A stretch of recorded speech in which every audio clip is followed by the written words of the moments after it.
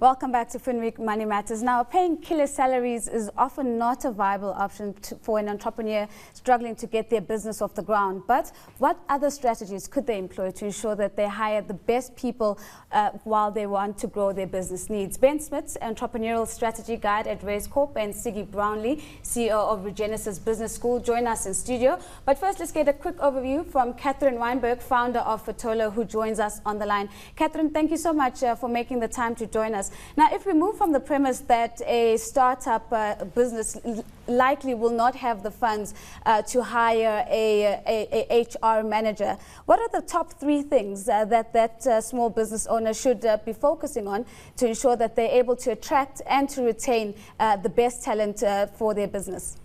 No, that's a very good point. I mean, in a small business, one person can either make or break the organization. So it's primarily really important to make sure that you have a match of the right attitude. So somebody who has the right attitude to jump in, boots and all, is maybe prepared to be quite flexible and kind of matches the culture of the business of the entrepreneur and really wants to put their shoulder to the wheel.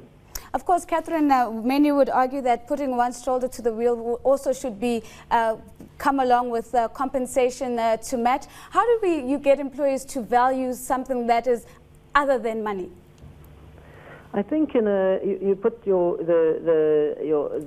finger on the pulse when you say that generally the small business sector is not able to pay very high salaries. But what is of great value to employees is this sense of being part of something that's important, so that they're more than just a number, they're really making a difference in a small business. And what I found in my own experience is that if you can really make somebody feel as though they're part of the team, that they themselves are part of the success of the organization, you can create loyalty and you can grow the people in the organization, that as it grows, the job grows with them and the salary and the remuneration will also increase over time. And very quickly, before I let you go, Catherine, I mean, when you talk about these incentive schemes, one would think that you want to hit retention, attraction, as well as productivity in terms of the performance of your staff team. How difficult is it to put together a strategy that speaks to all three of these aspects? It's extremely difficult, and even they don't get it right in big organizations. So I would really warn organizations, small entrepreneurs, small businesses, to go very cautiously in putting together incentive schemes or special reward schemes, and really to take advice from a specialist before doing so, because one can actually get oneself into a lot of difficulty and again have unexpected consequences, put in place incentive schemes that actually backfire. And so in a small and growing organization, one needs to be very cautious about that and be careful that if you do create an incentive scheme, that it's very simple, it's easy to understand, and it's easy to manage. Catherine, thank you so much for making the time to join us. Back to studio now. Mark, let's pick up on that last point that Catherine made. She says it has to be simple, needs to be really easy to understand. These are incentive schemes that one would put into place. How easy is it to get there? I mean, do entrepreneurs think about incentive schemes in that particular way, or do they try to find something that's really intricate and really new out of the box, thinking that perhaps might not really work? So yes, an entrepreneur comes to me and she runs a small little business. She's doing nicely, she's just ready to make that step to hire the first person for her business.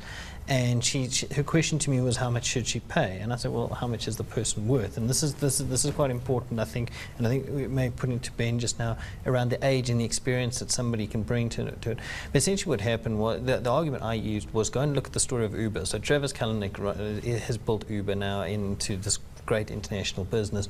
But Travis desperately needed a general manager. He needed somebody who could actually fit into the role of general manager. Travis is a salesperson, he's not a general manager. Hiring any old person wasn't working. He needed a very specific skill, and he needed somebody who could actually execute the job from the word go. He was able to find it, and then that was essentially the catalyst to getting Uber working. And the point is that every time you invest in one individual, if you run a small business and you're 3 people, one person represents 33% of the risk. So get the right person. And I think my question would be to throw to Ben. You know, I think you look at a lot of small businesses, they try and chase students and those who are going to cost them $2,000 a month, rather than somebody got a little bit of experience and can bring 10,000 rands worth of value to the party. Do we get that wrong in that we try and we bring the least amount of skills to the party when trying to put a business together? Yeah, I think you're absolutely right. Yeah, we certainly do. And unfortunately, it is a function of the financial condition of that business. A lot of times they don't have sort of the backing that Google has, where you can have your laundry done while you're having a swim, kind of a thing. So it is very difficult to match. And the entrepreneur normally finds as the business grows, he performed or she performed many functions, and as the business grows, they can't do all those functions anymore. And in the case of Uber, getting a general manager, which is really, really tough, and things like LinkedIn, where it's sort of an ecosystem where there are really, really good matches, is helpful. But definitely, in terms of staff pay, the philosophy is pay as much as you can for what you need, and it'll save you a lot of trouble down the road. Yeah, definitely. See, I want to maybe building on that feedback. I interviewed an entrepreneur once, and his theory is actually he only hires a woman in their 60s, and he says it's easy because he knows exactly what he's going to get, doesn't have to train them for it. There's none of the issues around going out partying during the week, and there's the risk has become, when you bring somebody in, they've got experience to be able to fulfill a role.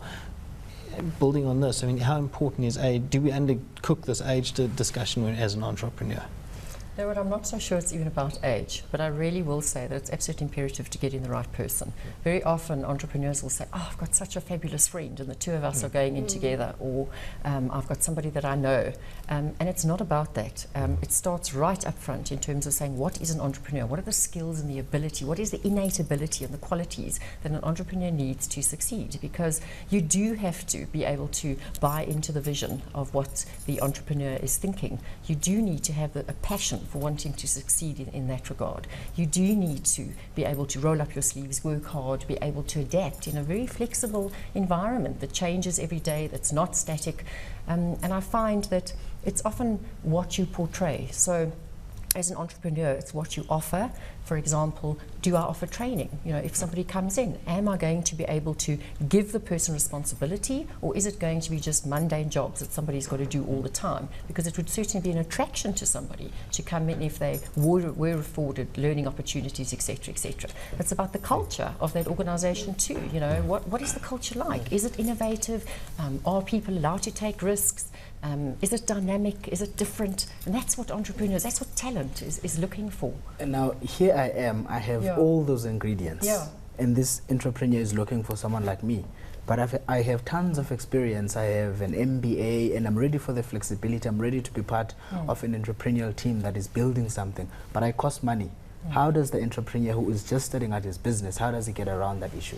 I think it is possibly about the incentive side, and really the incentive side linked to profits. So it's not of the organisation, growth of the organisation, and sometimes it's about profit share going forward. So again, if you were a seasoned person, had good capabilities, good experience, etc., and wanted to join the entrepreneurial business, it's about what's in it for you long term. And I think you would only join the business if you were looking for something different, if you were looking for more of a dynamic environment, but certainly if you saw potential in where you were going into the future. So it might say, I can't afford you now in that capacity, but into the future, if this is the, what I'd be able to offer you, this is the profit share, etc. I want to go back to the point that Mark made earlier on, but I want to take a different track, and I want to look at the interns and what I would consider the low-hanging fruit. I mean, is there a way of getting it just right, where you have eagerness, you have youth, you have potential talent, and you have affordability?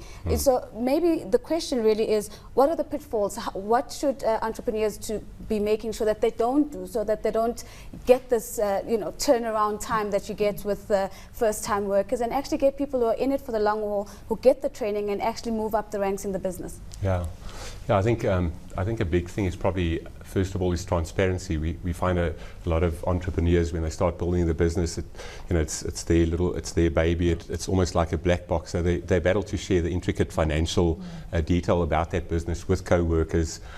So I think it's a lot about giving people who work for you decision-making autonomy, empowering them to be able to work in small teams, take on their own projects. And really giving them the leeway to be innovative within that company. So I think transparency and really empowering people to be able to make critical decisions in an organization is very important. And just on one point you mentioned, this is their business, it's their baby, they started it and they want to see it right through to wherever they want to take it. Now, and you need these people, you need this new blood to come in. Yes. A lot of entrepreneurs don't like to give up their equity. And is that something that they should perhaps be open to?